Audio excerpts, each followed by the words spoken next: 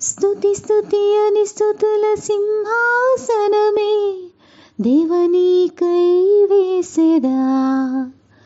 స్తుతించుటకే నన్ను జీవింపచేసావని నిత్యము స్తుతించెదా. ఈ స్తుతి నా స్థితిని మార్చునని సర్వలోకనాథుడా నిన్ను స్తుతించెదా.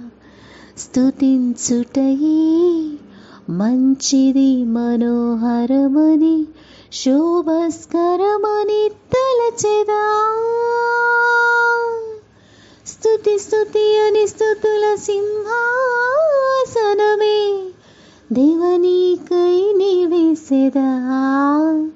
స్తుతించుటకే నన్ను జీవింపచేసావని దేవ నిన్నే స్తుతించెదా.